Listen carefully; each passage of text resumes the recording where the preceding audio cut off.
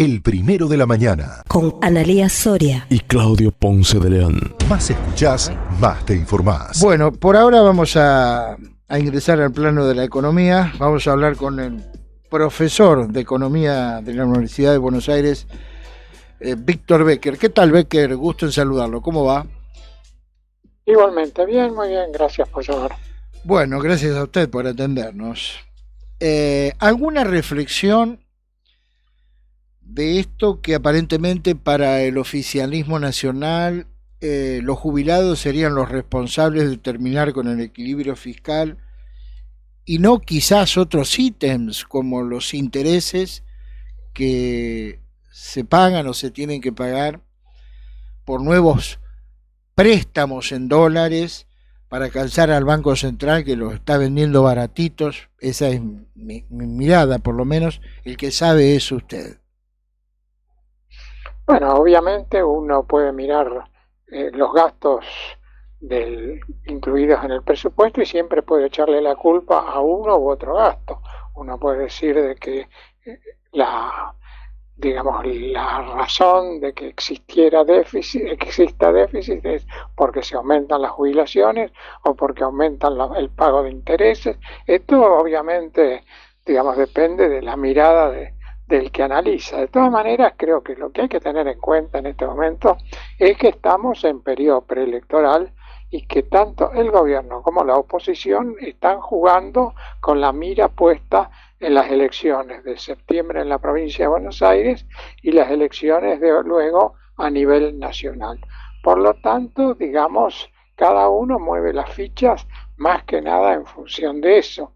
Por lo tanto, efectivamente, en el medio de esto están los ciudadanos y particularmente aquellos que han sido más castigados por el plan económico, como son los jubilados, que efectivamente, acá la sanción del Senado les permitiría recuperar lo que a principios del año pasado se les cercenó, pero esto efectivamente implica mayor gasto que debería ir acompañado con mayores ingresos. La oposición dice que el proyecto contempla esos mayores ingresos y obviamente el gobierno dice que no, porque vuelve a insistir, tanto unos como otros están actuando o funcionando en modo electoral. Bien. Bueno, ahora una pregunta, el alumno le hace una pregunta al profesor en este caso.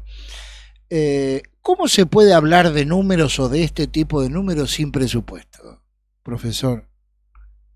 Bueno, este es uno de los problemas que tenemos. O sea, efectivamente, el gobierno se mueve cómodamente sin presupuesto porque esto implica que todos los ingresos por arriba del presupuesto último aprobado, que fue hace 2 años, los puede manejar con absoluta discrecionalidad.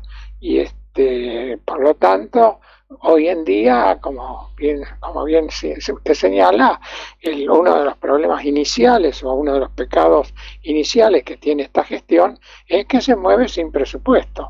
Y esto le da obviamente una gran libertad de acción al Poder Ejecutivo que, mantiene congelados los gastos al nivel del último presupuesto que se aprobó, pero obtiene un gran excedente de ingresos que puede distribuir a piacere entre las distintas partidas del gasto público.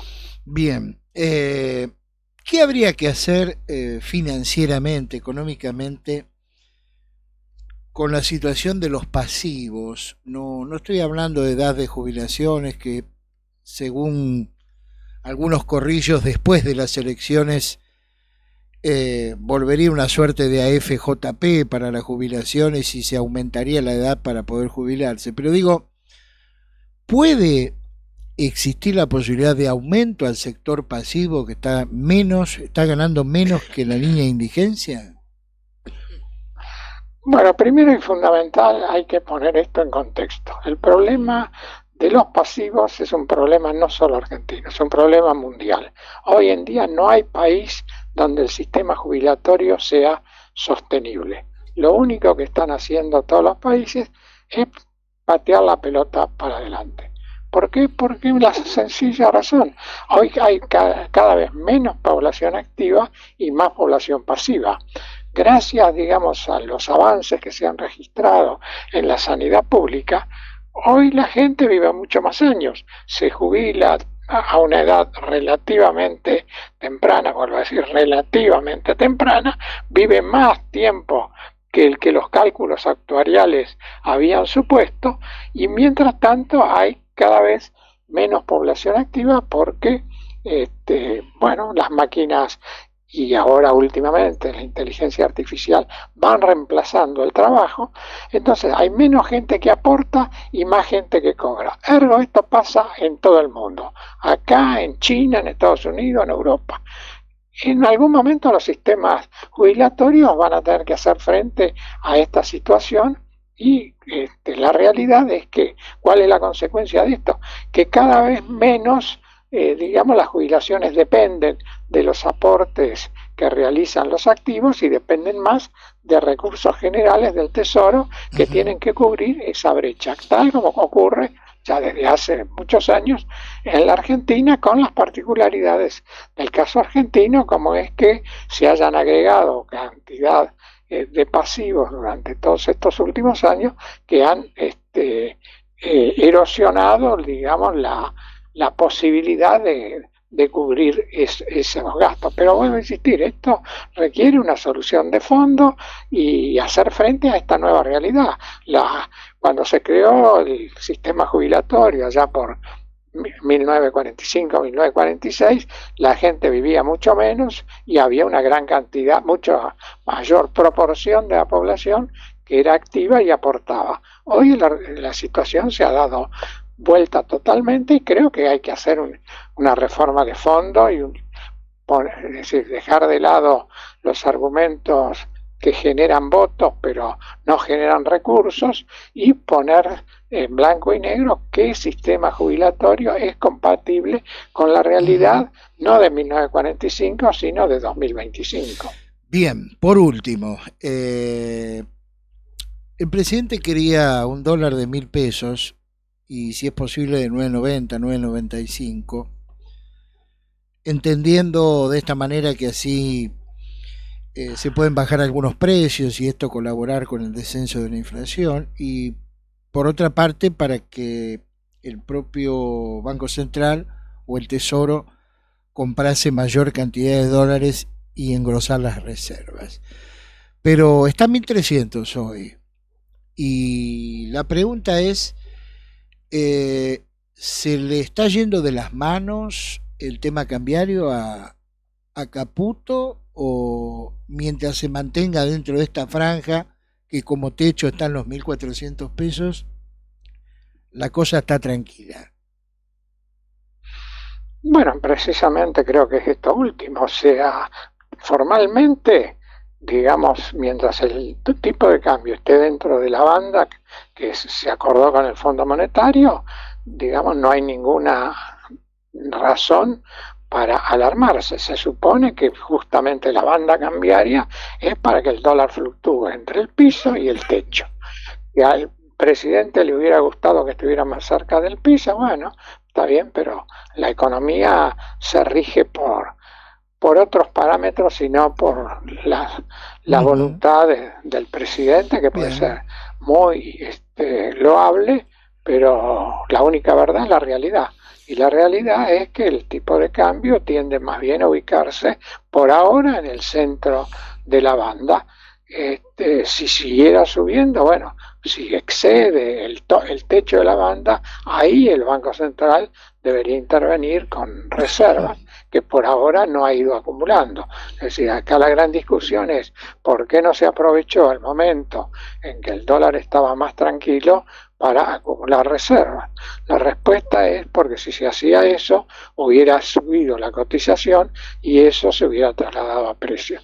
Por lo tanto, la prioridad que le ha dado el gobierno es a la estabilidad de precios y ha considerado que no necesita acumular reservas. Bien. Vamos a ver, digamos, qué sucede en los últimos meses del año, donde en general, digamos, no hay venta de cosechas y habrá que ver en qué medida las exportaciones no tradicionales, como lo que viene de la energía de vaca muerta, del litio y la minería en general, pueden compensar esa carencia de divisas que normalmente, estacionalmente, se produce en los últimos 3 o 4 meses del año. ¿Ve algún nubarrón, digamos, dentro del plano de la economía o ve un cielo despejado?